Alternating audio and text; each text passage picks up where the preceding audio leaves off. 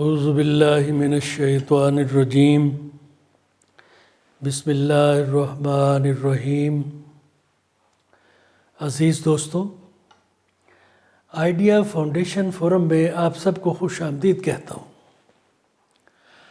آج ہم research topic عبادات، ایمان اور انسانیت کی بھلائی کے مابین ایک پل پر گفتگو کریں گے۔ اسلام کے 5 ستون یا عبادات اپنی الگ الگ حیثیت میں متقون یا اللہ کے محبوب کا درجہ حاصل کرنے کے لیے کافی نہیں ہے۔ عبادات کی روح کیا ہے اور انہیں کیا اثرات مرتب کرنا چاہیے کہ اللہ کی قربت نصیب ہو جائے۔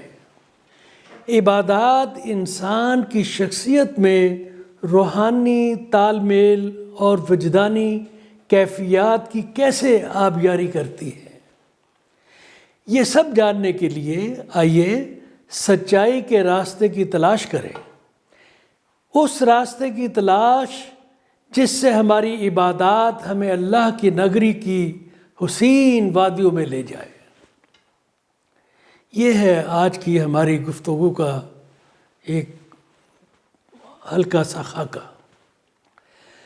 تو عزیز دوستو، اس سے پہلے ہم قرآنی حوالوں پر مبنی انسان کی تخلیق کے مقصد پر بات چیت کر چکے ہیں۔ یادداشت کو تازہ کرنے کے لیے اس کا مختصر بیان دہرا لیتے ہیں۔ یہ مقصد ہے انصاف پر مبنی پرامن اور مادی و فکری لحاظ سے ترقی کی منازل پر رواں دواں ایک ایسے معاشرے کا قیام جہاں اللہ کی رضا کی مکمل اطاعت اور انسانیت کی بھلائی کو یقینی بنایا جا سکے۔ اس مقصد کی تکمیل میں عبادات یا اسلام کے 5 بنیادی ارکان کی ادائیگی اہم رول ادا کرتی ہے۔ اسلام کے یہ 5 بنیادی ارکان ہیں: ایمان، نماز، زکوٰۃ، روزہ اور حج۔ اگرچہ عبادات کے اثرات انسان کی تخلیق کے مقصد کے ہر پہلو پر نمایاں رہتے ہیں، مگر اس پر عموماً 5 سیاق و سباق میں 5 حوالوں میں تبادلہ خیال کیا جاتا ہے۔ وہ میں پیش کرتا ہوں۔ پہلا ہے عبادات ایمان اور نیک اعمال پر مبنی انسانیت کی فلاح و بہبود کے مابین پل کا کام کرتی ہیں، یعنی عبادات کا کام ہے ایمان اور نیک اعمال کے درمیان میں ایک برج کا کام کرنا۔ نمبر 2، عبادات اور دنیاوی زندگی کے مابین توازن ایک اہم موضوع گفتگو ہے۔ نمبر 3، عبادات مسلمان معاشرے کی اجتماعی فلاح و بہبود کے لیے اتحاد و یگانگت کی تربیت دیتی ہے۔ نمبر 4، عبادات سماجی و معاشی توازن اور انسانی حقوق کے فروغ میں کلیدی رول ادا کرتی ہیں۔ نمبر 5، انسان کے روحانی زندگی کے اعلیٰ درجوں پر رسائی میں عبادات کا کیمیائی کردار ہے، اہم کردار ہے۔ وقت کی قلت کے پیش نظر ہم اپنی گفتگو عبادات، ایمان اور انسانیت کی بھلائی یا اچھے کاموں کے مابین تعلق تک محدود رکھیں گے۔ تو عزیز دوستو، قرآن حکیم کی روشنی میں ایمان اپنی تکمیل میں 4 درجوں سے گزرتا ہے۔ پہلا ہے ارکان ایمان کی سمجھ بوجھ اور اقرار باللسان، یعنی زبان سے اقرار، اور دوسرا ہے تصدیق بالقلب اور اعمال و عبادات کے ذریعہ ایمان کا اثبات، افرمیشن۔ تیسرا ہے اللہ کی مرضی کے تابع ہونا، یعنی انسان کے اعمال کو مکمل طور پر اللہ کے احکامات کے مطابق ہو جانا چاہیے۔ اور چوتھا ہے دین الہیہ کی تبلیغ و تشہیر۔ سورہ العصر میں مسلمانوں کو انسانی معاشرے کا رول ماڈل بننے میں مدد کے لیے ضابطۂ حیات کی 4 جہتیں یا ڈائمینشنز بتائی گئی ہیں۔ یعنی درجے جو ہیں وہ ورٹیکل ہے کہ آپ کے اندر آپ کا ایمان آپ کی زبان پہ ہے، پھر اس کے بعد دل میں ہے، اس کے بعد وہ آپ کے اعمال میں آ گیا، تو اس کو ورٹیکل درجات کہیں گے۔ اور جہتیں ڈائمینشنز ہیں ہاریزنٹل، اس میں اسکوپ بڑھتا ہے، اور وہ کیا ہے؟ پہلے ہے ایمان، اور دوسرا کیا ہے؟ نیک اعمال۔ نیک اعمال میں عبادات بھی شامل ہیں۔ اور تیسرا ہے حق کی تبلیغ۔ اور چوتھا کیا ہے؟ نیک اعمال اور حق کی حمایت کی جدوجہد میں صبر و استقامت۔ آپ جب سورہ العصر کو پڑھیں گے تو آپ اس میں یہ 4 ڈائمینشنز آپ کو ملیں گی۔ عبادات کا ایمان اور نیک اعمال کے مابین ایک خاص مقام ہے، یعنی عبادات ایمان اور نیک اعمال کے ساتھ جڑی ہوئی ہے، اور عبادات دونوں کے مابین یعنی ایمان اور نیک اعمال، ان دونوں کے درمیان، دونوں کے مابین ایک پل کا کردار ادا کرتی ہیں، برج ہے۔ ایمان کی روح تک رسائی کے لیے ضروری ہے کہ ہماری عبادات ایک طرف تو ایمان کی بھٹی میں کندن بن جائیں، ایمان ہماری عبادات میں داخل ہو جائے، سرایت کر جائے، اور دوسری طرف عبادات ہمارے اعمال کو یوں تربیت کرے کہ ان میں ہمارے ایمان کی عظمت آشکارا ہو جائے، دیکھنے والے کو پتہ چلے کہ یہ ان عبادات کی تربیت ہے۔ لہٰذا ایمان کے 4 درجوں، لیولز، ورٹیکل کی ضابطۂ حیات کی 4 جہتوں، ڈائمینشنز، ہاریزنٹل کے ساتھ ہم آہنگی مسلمان کو ایمان کی تکمیل اور مقصد تخلیق انسانیت کے حصول کی طرف رہنمائی کرتی ہے۔ عبادات ایمان کو گہرائی عطا کرتی ہیں، گہرائی، ڈیپتھ، دل کے اندر، روح کے اندر، اور ایمان بدلے میں ہماری عبادات کو الوہی آسودگی اور یقین و تیقن سے نوازتا ہے۔ قابل غور باتیں ہیں، جبکہ دونوں مل کر نیک اعمال کو فروغ و استقامت عطا کرتے ہیں۔ قرآنی حوالہ جات میں عامل الصالحات یا الخیرات زیادہ تر ان اعمال کے لیے استعمال ہوتے ہیں جن کا مقصد اللہ کی اطاعت کو مکمل طور پر یقینی بنانا ہے اور انصاف، امن، نظم و ضبط، مساوات پر مبنی انسانیت کی فلاح و بہبود حاصل کرنا ہے۔ عبادات اور اعمال صالح انسان کے اللہ کی وحدانیت اور آخرت پر ایمان کی تصدیق کرتے ہیں، مہر تصدیق ثبت کرتے ہیں۔ 6 ارکان ایمان میں سے توحید اور آخرت پر غیر متزلزل یقین و عقیدہ خدائی پیغام اور اللہ کے تمام پیغمبروں کا مرکزی موضوع رہا ہے۔ ان 2 حقیقتوں کا ادراک یعنی توحید اور آخرت پر ایمان، ان 2 حقیقتوں کا ادراک انسان کو اس دنیا کی برائیوں سے دور رکھتا ہے۔ توحید اور آخرت پر پختہ ایمان صراط مستقیم کا محرک ہے، موٹیو ہے، موٹیویٹ کرتا ہے، ڈرائیو کرتا ہے۔ یہ انسانی تخلیق کے مقصد کے حصول کو ممکن بناتا ہے۔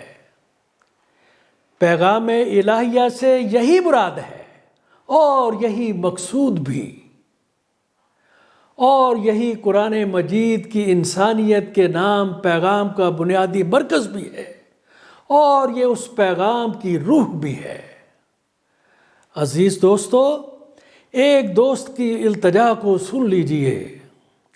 اگر ہمارے دن اچھے کاموں سے خالی ہو جائے، اگر ہمارا معاشرتی اتحاد اور اجتماعی فلاح کی فکر مفقود ہو جائے، اگر ہم انسانی حقوق سے غافل ہو جائیں، اگر ہم عدل اور امن کی کوششوں سے لا تعلق ہو جائیں، انڈیفرنٹ ہو جائیں، تو سمجھ لیں کہ ہماری عبادات اللہ کی وحدانیت اور آخرت پر حقیقی ایمان سے خالی ہو چکی ہے، اور یہ ہر مسلمان کے لیے انفرادی سطح پر بھی اور ملت اسلامیہ کی سطح پر بھی لمحہ فکریہ ہے۔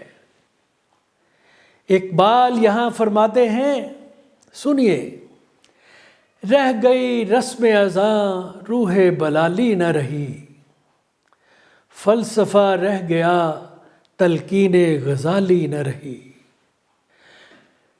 نہ وہ عشق میں رہیں گرمیاں، نہ وہ حسن میں رہیں شوخیاں، نہ وہ غزنوی میں تڑپ رہی، نہ وہ خم ہے زلف ایاز میں۔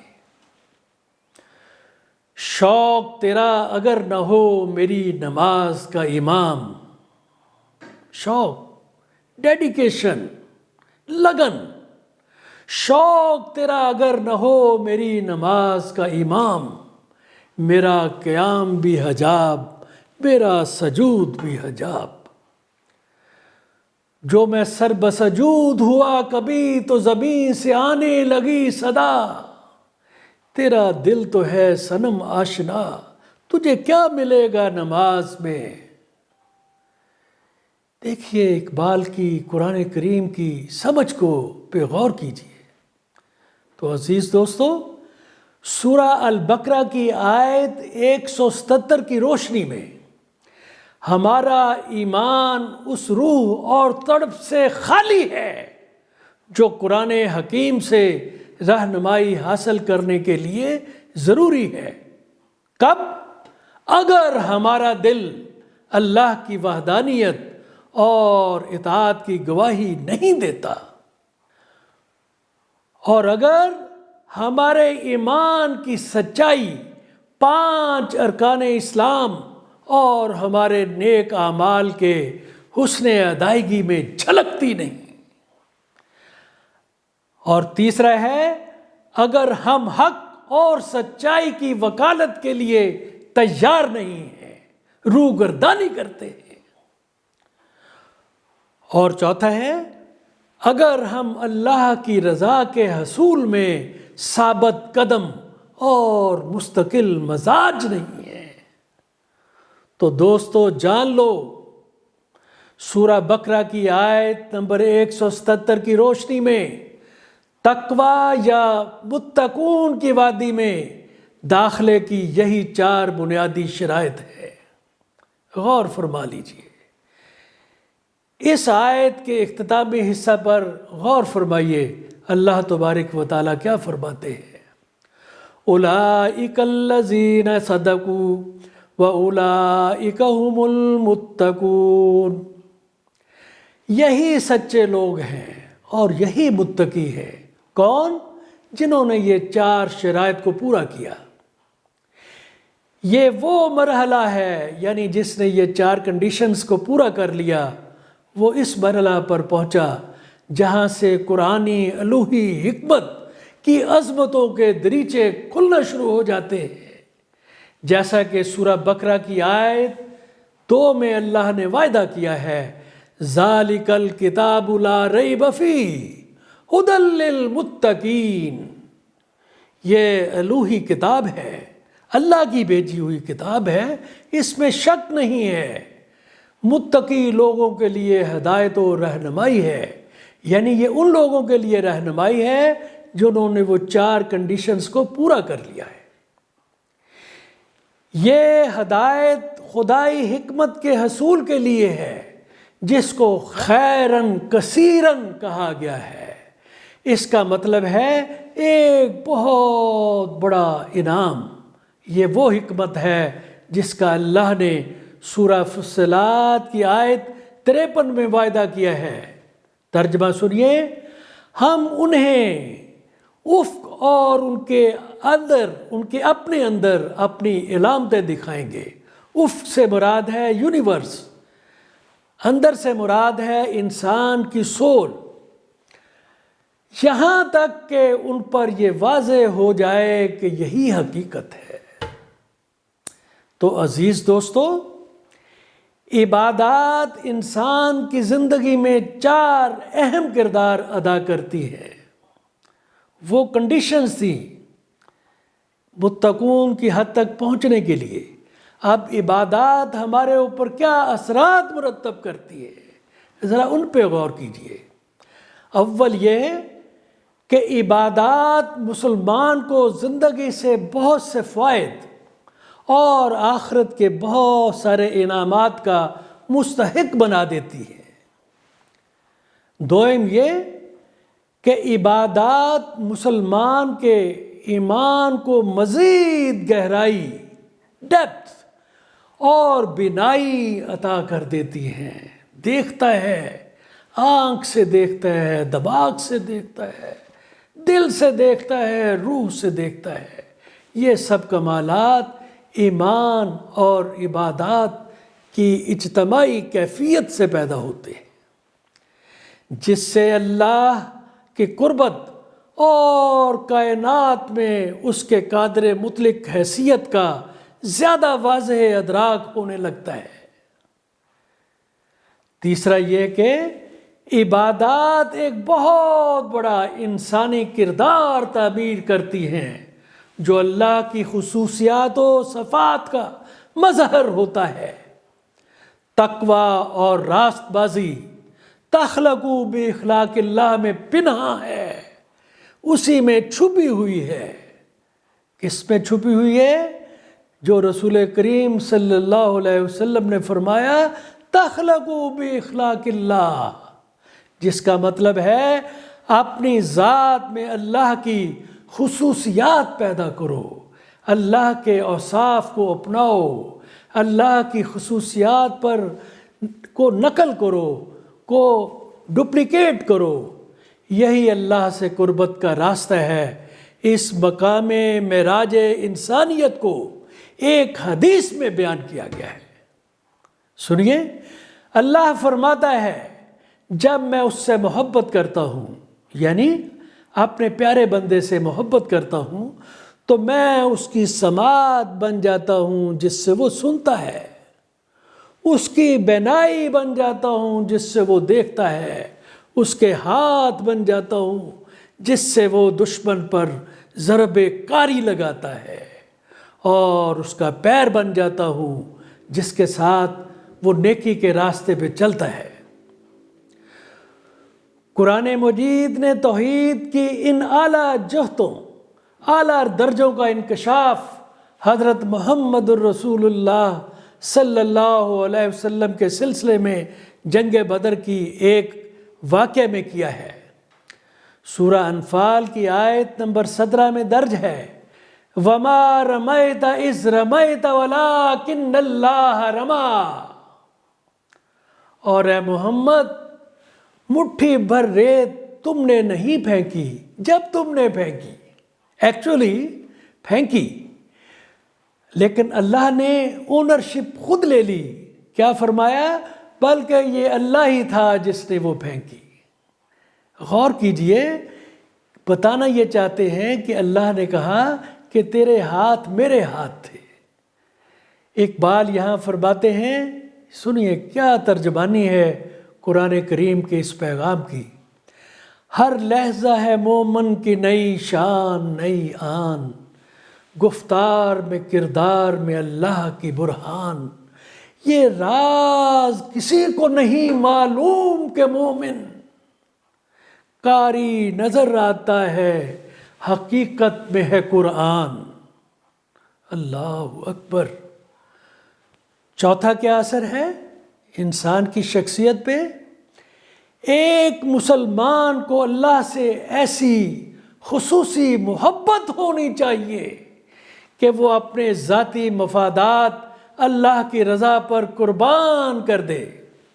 انسان سے اللہ کا نائب ہونے کے ناطے چاہا گیا ہے، ڈیزائر کی گئی ہے کہ وہ ایسا معاشرہ قائم کرے جس میں انسانیت کی بھلائی کے لیے انصاف، امن اور اچھے ماحول کو یقینی بنایا جائے۔ اب میرے دوستو غور کیجئے، قرآن کا اور ہمارے اللہ کا اور ہمارے رسول کریم صلی اللہ علیہ وسلم کا ہم سے کیا مطالبہ ہے اور آج ہماری زندگی کہاں ہے؟ لہٰذا یہ چار وہ خصوصیات یا اعزازات ہیں جو عبادات کے پابند مسلمان کی زندگی میں جھلکنے چاہیے، آشکارا ہونے چاہیے، نظر آنے چاہیے، منعکس ہونے چاہیے، تاکہ عبادات کے مقصد کی تکمیل ہو سکے۔ حقیقت میں عبادات ایک مستقل تربیتی نصاب ہے۔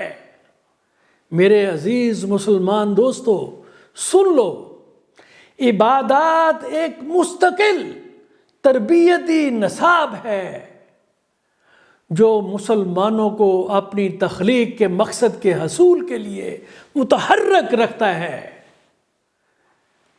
چاقو چوبند رکھتا ہے اور اس کو موٹیویٹ کرتا ہے۔ عزیز دوستو برائے کرم یہ بات نوٹ فرما لیں، بلکہ دل و دماغ کے گوشوں میں اتار لیں کہ ایمان، عبادات اور اچھے کام یا عامل الصالحات ایک دوسرے سے تکون کے مانند متصل ہیں۔ تکون کے 3 کونے ہوتے ہیں، انگریزی میں اس کو ٹرائنگل کہتے ہیں۔ ایک حصے کو نکال لیں تو تکون نامکمل ہو جاتی ہے۔ اس ربط کو سمجھنا ضروری ہے۔ اس کے لیے عبادات کو ایک بامقصد فریم ورک میں ترتیب دیا جانا چاہیے تاکہ اللہ کی طرف سے اس زندگی اور آخرت کی زندگی کے ان اعزازات و انعامات کے حصول کے لیے بھرپور کوشش کی جائے جن کا اللہ کریم نے وعدہ فرمایا ہوا ہے۔ ایمان اور عبادات کا 2 طرفہ باہمی رشتہ ہے، گیو اینڈ ٹیک ہے۔ عبادات کی پرخلوص اور پرلگن ادائیگی ہمارے ایمان کو اقرار باللسان کے درجہ سے اٹھا کر تصدیق بالقلب کے عظیم درجہ تک پہنچا دیتی ہے۔ ایمان قلب و روح کی گہرائیوں میں اتر جاتا ہے۔ ایمان کا جواب، ایمان قلب و روح کی گہرائیوں میں اتر جاتا ہے۔ قلب و روح کی گہرائیوں سے آشنا یہ ایمان ہماری عبادات کو الوہی کرشمات سے محرک و سرشار کرتا ہے، ایلیون کرتا ہے، ایک زندگی، ایک قوت، ایک طاقت مہیا کرتا ہے، خشوع و خضوع پیدا کرتا ہے۔ ایمان اور عبادات کا یہ خوبصورت امتزاج انسان کو اللہ کے حضور سر تسلیم خم کرنے اور انسانیت کی خدمت کرنے کی ترغیب دیتا ہے، جس سے انسان کے مقصد تخلیق کی پذیرائی ہوتی ہے۔ اس طرح عبادات ایمان اور نیک اعمال کے مابین ایک پل کا کام کرتی ہیں۔ اگر عبادات کسی ایک طرف بھی اپنے رول میں ناکام ہو جائیں تو انسان کی تخلیق کا مقصد کھو جاتا ہے۔ انسانیت کی خدمت اللہ کی رضا کا لازمی جزو ہے، کیونکہ اس نے انسان کو زمین پر اپنا نائب مقرر کیا تھا تاکہ وہ اللہ کے معمولات کی، اس کی صفات کی تقلید کرے۔ اللہ خالق ہے، نظام ہستی چلانے والا ہے، ہر روز اپنی کائنات کی شان میں اضافہ کرتا ہے، انصاف اور امن قائم کرتا ہے اور اپنی مخلوقات کی ضروریات کو مہیا کرتا ہے۔ اسی طرح انسان کو فروغ و افزائش انسانیت کا رول دیا گیا ہے۔ انسان کو دنیا میں انصاف اور امن قائم کرنے کو کہا گیا ہے اور اس کو انسانیت کی فلاح و بہبود کے لیے وسائل کی ترقی و نمو کی ذمہ داری سونپی گئی ہے۔ لہذا عبادات کو حقیقی معنوں میں نیک اعمال اور انسانیت کی بھلائی کی درسگاہ کا کردار ادا کرنا چاہیے۔ درسگاہ، اکیڈمی، یونیورسٹی، انسٹیٹیوشن ایجوکیٹ کرنا چاہیے۔ عبادات کا کمال یہ ہونا چاہیے کہ وہ مسلمانوں کے کردار کو بلڈ کرے، ایک ایسا کردار جو اسلام اور قرآن کے کمال اور عظمتوں کا عکس ہو جائے۔ اللہ کی رضا اور اس کی بندگی میں سرشار عبادات، موٹیویٹڈ، ڈیڈیکیٹڈ عبادات انسان کی شخصیت میں روحانی تال میل، ریزوننس، روحانی ردھم پیدا کرتی ہیں۔ یہ سلسلہ تب شروع ہوتا ہے جب اللہ سے محبت دوسرے تمام معاملات پر فوقیت حاصل کر لیتی ہے۔ یہ سلسلہ انسان کی شخصیت میں اپنے دنیاوی مال و متاع کو اللہ کی محبت اور انسانیت کے عظیم مقصد کے لیے قربان کر دینے کا جذبہ پیدا کر دیتا ہے۔ یہاں انسان اخلاص اور احسان کی نغری میں داخل ہوتا ہے جو اسے اللہ کی محبت اور سرپرستی کی طرف رہنمائی کرتی ہے۔ انسان دنیاوی زندگی کے بدلے آخرت کی اہمیت کا احساس کرنا شروع کر دیتا ہے۔ یہ حقیقت انسان پر اس وقت کھلتی ہے جب وہ سمجھ جاتا ہے کہ یہ دنیاوی زندگی تو آزمائش کا ایک مختصر مدت کا وقفہ ہے جو آخرت کے مستقل قیام کے لیے اس کی حیثیت کو تعین کرے گا۔ لہٰذا عزیز دوستو، اب تک کی گفتگو سے یہ حاصل ہوا کہ ایمان ایک مومن کی زندگی کا مرکز ہے، اس کی روحانی زندگی کا محور ہے، یہ ہماری عبادات کی روح ہے اور عمدہ و اعلیٰ کردار اس کی پیداوار ہے۔ یعنی عبادات کی روح کیا ہے؟ ایمان۔ اور عبادات کی پروڈکشن کیا ہے؟ حاصل کیا ہے؟ عمدہ و اعلیٰ کردار، اچھے اعمال۔ ایمان اس پودے کا بیج ہے، مہکتے لہکتے خوشنما جس کے پھول ہیں۔ کیا بات ہے! تو عبادات کا حاصل کیا ہے؟ عمدہ و اعلیٰ کردار۔ تو ان عبادات کا مطمع نظر کیا ہے؟ رضائے الہی۔ شاید اقبال کا مقصد بیان بھی یہی ہے۔ عرض ہے، غور فرمائیے۔ زندگانی ہے صدف، قطرہ نیساں ہے خودی۔ وہ صدف کیا کہ جو قطرے کو گوہر کر نہ سکے۔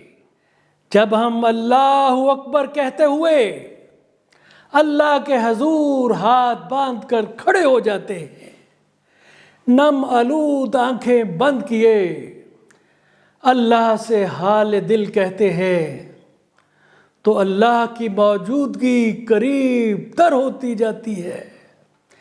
دھیرے دھیرے یہ موجودگی ہمارے دل میں اترنے لگتی ہے، ہماری روح اللہ کے ساتھ راز و نیاز میں مگن ہو جاتی ہے۔ تنہائی کے لمحوں میں اس کی رحمت کی جستجو میں جب ہمارا دل، ہماری روح اللہ کی موجودگی کے خوشگوار لمس سے تقویت محسوس کرتے ہیں تو یہ اللہ کی طرف سے تصدیق ہے کہ اس نے اپنے فضل و کرم کے دروازے ہم پر کھول دیے ہیں۔ اس طرح سمجھ لیجئے ہم نے اللہ رب العزت کے ساتھ اپنے روحانی رشتے کے لیے انٹری ٹیسٹ پاس کر لیا میرے عزیز ساتھیوں۔ تو اللہ کے ساتھ یہ روحانی رشتہ ہماری شخصیت، ہمارے کردار کو حسن و جمال عطا کرتا ہے۔